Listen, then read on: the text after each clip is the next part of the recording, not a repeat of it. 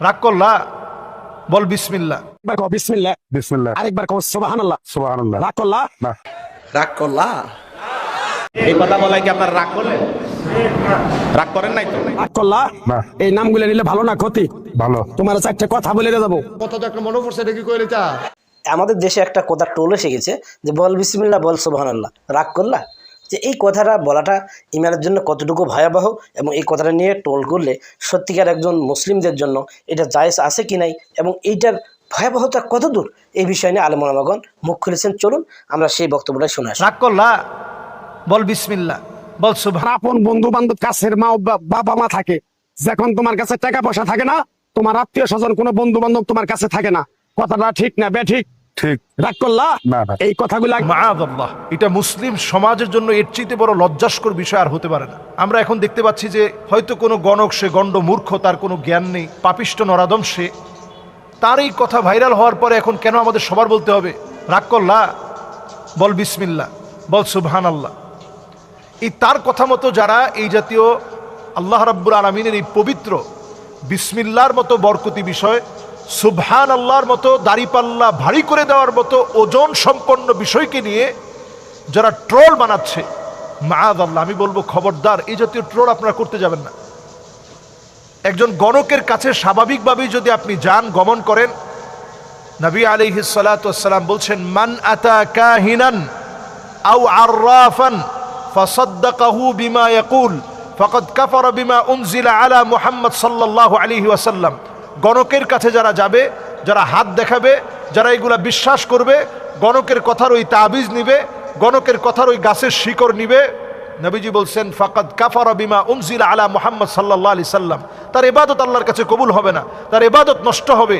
এমনকি ওই লোকটা আল্লাহর কাছে এতটা ঘৃণিত হবে, তার ঈমানটা নষ্ট হয়ে যাবে। ইবাদত নষ্ট হলো, ঈমান ধ্বংস হলো, ঈমান ধ্বংস হলো, ইবাদত নষ্ট হলো, গণকের কাছে যাওয়া।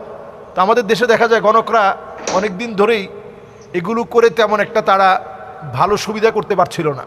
হঠাৎ করে তারা এই বিষয়টা কেমন করে অনলাইনে নিয়ে আসলো। আমরা দেখতে পাচ্ছি যেই ব্যবসাটাই ডাউন হয়ে যায়, ওইটা অনলাইনে নিয়ে আসলে হঠাৎ করে ওইটা আবার খুব ভালো মানুষের মনে সাড়া জাগে। এখন সাড়া জাগতে জাগতে এখন এমন অবস্থা হয়ে গেছে, গণক এখন রাস্তাঘাটে অহরহ বলে বেড়ায়, রাগ করলি সুবহানাল্লাহ বল, বিসমিল্লাহ বল। কথাটা ভালো লাগলো না খারাপ লাগলো?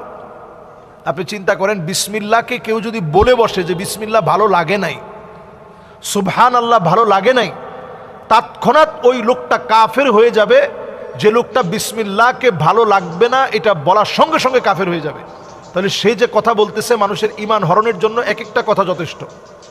এরপরে আসুন, সে যে কথাগুলো নর্মালি বলে থাকে যে তুই সবার জন্য অনেক কিছু করিস কিন্তু কেউ তোর কষ্টটা বুঝে না, সবার জন্য তুই সব দিয়ে দিস, সবার জন্য তুই সব কিছু ব্যয় করে ফেলিস কিন্তু কেউ তোর মনের বেদনাটা বুঝে না। তো স্বাভাবিকভাবে প্রত্যেকটা পরিবারেই সন্তানদের ভূমিকা, তো ছোট হোক বড় হোক, প্রত্যেকের ভূমিকা থাকে। তো বললে তো এই কথাটা মিলে যায় যে আসলে আমি পরিবারের জন্য অনেক কিছু করলাম, ভাইয়ের কাছ থেকে আমি পাই নাই, বোনের কাছ থেকে পাই নাই, এরকম একটা দুঃখ বেদনা তখন মনের মধ্যে স্বাভাবিকভাবেই চলে আসে যে আসলে তো কোনো সত্যি কথা বললো। এরপরে বলে যে তোর এই বছরের ভিতরে 3টা বড় বড় ফাড়া গেছে। ফাড়া মানে বিপদ। এরকম ফাড়া কার জীবনে যায় না? প্রত্যেকের জীবনে কিছু না কিছু বিপদ আপদ যায়। আল্লাহ তাআলা পরীক্ষার প্রশ্নপত্র ভিন্ন ভিন্নভাবে করলেও বিভিন্ন রকমের পরীক্ষা আল্লাহ তাআলা দিয়ে থাকেন। এগুলো গুনাহ মাফের জন্য হয়, নিজের সম্মান ইজ্জতকে আরও আল্লাহ তাআলা বাড়িয়ে দিবেন, বান্দার সম্মান ইজ্জত আরও বাড়াবেন, এই জন্য পরীক্ষা নিয়ে থাকেন। তো তারা বলে তোর এই কয়টা ফাড়া গেছে, সামনে আরও এই কয়টা ফাড়া আছে, রাগ করলি বলে আপনার বললো যে সুবহানাল্লাহ বল, তাহলে তোর ফাড়া কেটে যাবে। আসলে কিন্তু সুবহানাল্লাহ বলে সে অ্যাট্রাকশনটা, তার দিকে আপনার মনোযোগটা সে কিন্তু পুরোপুরি নিয়ে নিচ্ছে। এরপরে সে আপনার চোখে চোখে তাকায় বলল যে এই যে আমি কথাটা বললাম, কথাটা কি ভুল বললাম না ঠিক বললাম? হ্যাঁ ঠিক বলছি। ঠিক বললে তোর সাথে কি আগে কখনো আমার দেখা সাক্ষাৎ হয়েছে? না, দেখা সাক্ষাৎ হয় নাই। মিশা কথা কইস না, মিশা কথা কইলে আল্লাহকে দাবি থাকবি। যেই লোকটা আপনার দাবি শিখাচ্ছে ওই লোকটা আসলে কোনো মুসলমানই না, তার কোনো ইমানই নাই। সে আপনাকে ইমানের দাবি দিয়ে, আল্লাহর কসম দিয়ে সে আপনাকে আটকায় ফেলতেছে। এরপরে দেখবেন বলবে যে আমার কাছ থেকে ওষুধ নেওয়ার জন্য 1 কোটি টাকা দিল, আমি ওষুধ দেই না। আমার বাপ বলছে ওষুধ বেচে কোনো সময় নিবি না, টাকা খাবি না, খাইলে ওই টাকা তোর উপরে আগুন হিসাবে আসবে, গজব দিয়ে তুই নিজে শেষ হয়ে যাবি।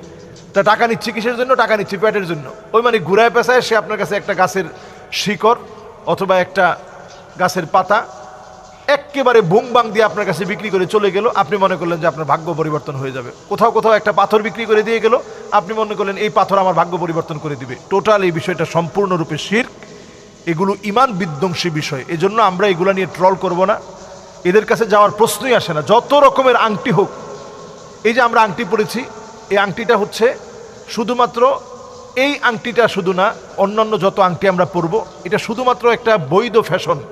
এই কথা বলায় কি আপনার রাগ করলেন? রাগ করেন নাই তো? যুবকেরা বুঝতে পারছেন কি এক পাগল ছাগলের অবস্থা। এক বাসের কন্ট্রাক্টরকে ধরে বলতেছে, বাবা বলো বিসমিল্লাহ, বলো আলহামদুলিল্লাহ। তুমি কি রাগ করলে? পরে দেখা গেল এই লোকটা হলো টিকটকার, ইমান আলী নাম, রংপুর গ্রামের ওইদিকে বাড়ি। লোকটা ভিডিও করে আর মানুষ মনে করছে এই জ্যোতিষী। ও জ্যোতিষী না, ওর কাজই হলো মানুষের হাত দেখে আর এইভাবে ভুলভাল কথা বলে। আর ডায়লগ একটা পাইছে, রাগ করলেন? পোলাপানের অবস্থা তাই। দামি কথা বলাই কি আপনারা রাগ করলেন? মন খারাপ করছেন? আমার কথায় কি কষ্ট পাইছেন? কষ্ট পাবেন না ইনশাআল্লাহ। তাহলে আমি নিজে খাবো। রাগ করলা?